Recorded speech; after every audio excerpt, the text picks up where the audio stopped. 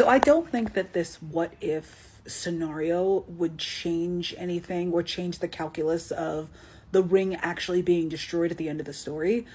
But I do think that you're right. Like, this would be a tragic story. And it wouldn't just be Frodo that came out like irrevocably changed at the end. It would be Sam too. And that would change everything for the Shire in the Fourth Age. So I think the first thing that we would need to establish for this what if scenario is, when did Frodo start sharing the weight? It would have to be early enough on that if Frodo was still basically still himself, because we know, like, from the movies what happened when Sam asked to kind of share the burden of the ring just a little bit too late.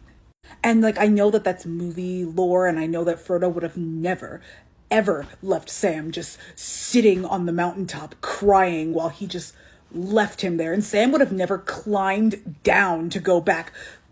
That is another conversation for another day. Like, oh my god. I would say that the ring would start to get swapped between Frodo and Sam in this what if scenario probably after Gollum shows up.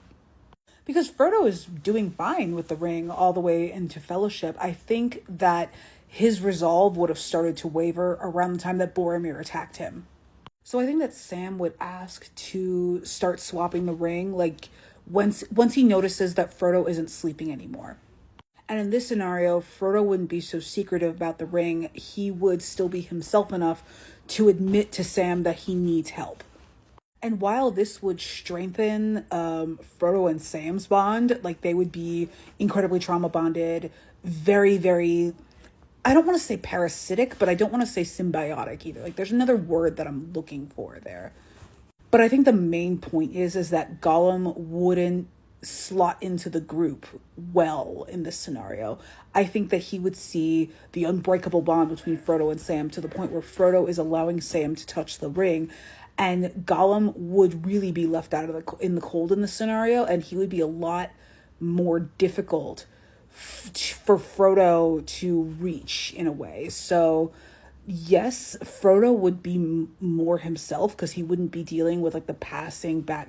He wouldn't be dealing with like the ring on his own. But I don't think we'd ever get to meet Smeagol.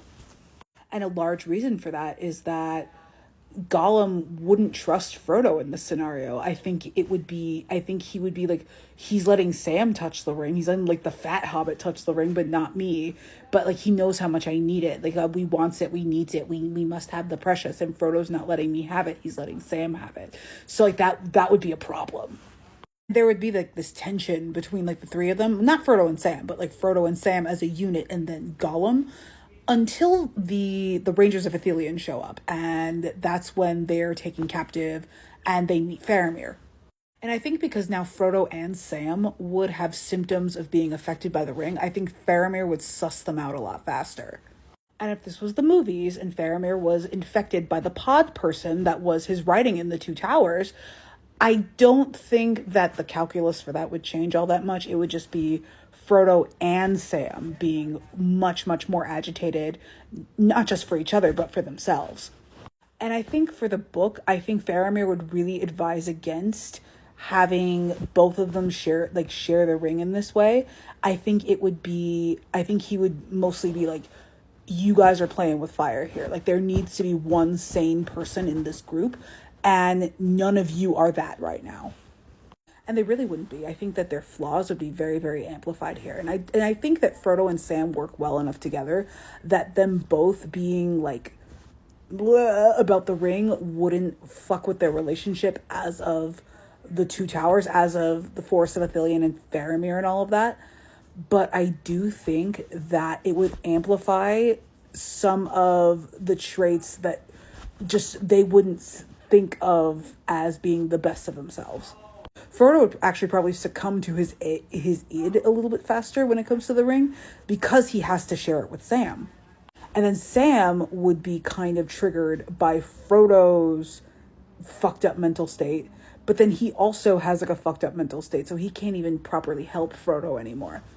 Which means that there would have to be a point in the, probably around Shelob's lair and the stairs to Cirith Ungol and all of that, where they have to come to the decision that either Frodo carries it or Sam carries it, because it's messing with them. And then they eventually agree that Frodo carries the ring, Sam carries Frodo, and then the story kind of progresses the way that it's supposed to. Except that I think when Sam grabs the ring from Frodo after the whole fight with Shelob, I think that it would be much, much, much more difficult for Sam to give the ring back.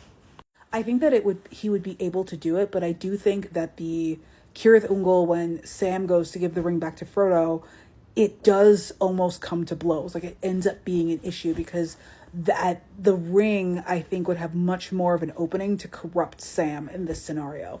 And Sam the stout-hearted, Samwise the brave, I think that he would win out in this scenario, because this is a scenario where Frodo and Sam still win, even though they're playing with fire in this way. But I think it would be a much, much harder fight for Sam, like between him taking the ring off of Frodo and him giving it back after Cirith Ungol.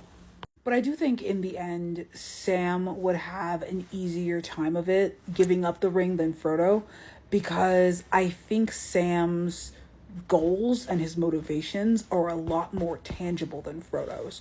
Like, yes, Frodo is carrying the ring, like, to save the world, but that's exactly it. Frodo is carrying the ring for the world. Like Frodo is just, he's just a normal hobbit. Like, he's just an average hobbit guy. It's very difficult to conceptualize with your tiny mortal brain the idea that this ring is like the fate of the world. Like, he had the world on his shoulders. Even swapping the ring off with Sam, and even like allowing Sam to take on some of this weight, Frodo didn't just have the ring on around his neck. He had the world around his neck. Whereas Sam always did this for Frodo. Sam was always motivated by this one person. And then I guess Mount Doom would go down like Mount Doom, like Mount Doom would, and as it always has, and they make it back to the Shire. But Sam now has a lot more ring damage.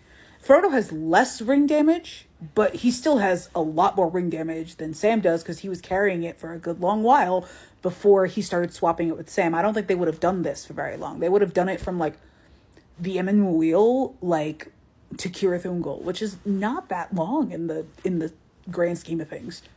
And I guess like when they get back, I guess he could still marry Rosie, and I guess he would have his kids, but I don't think he would have as many kids as he did. I definitely don't think he's mayor of Michelle Delving 7 times in this scenario. I think it would be a thing where Frodo would hang on for as long as he possibly could to give Sam enough time, but I think they both know that this world isn't for them anymore. And Sam, I think, would try, and Frodo just wouldn't bother. And then when they get on the boat to the Grey Havens, they get on that boat together. And maybe they wait until Rosie dies or something, but I also just don't see Sam marrying Rosie in this scenario. Because I think like he wouldn't feel like tethered to the Shire anymore, like the same way that Frodo would. Or maybe a little bit less. I don't know. It would depend on how long that Sam had it for. You should know I love these what if scenarios. Please give me more of these. I will happily do these all fucking day.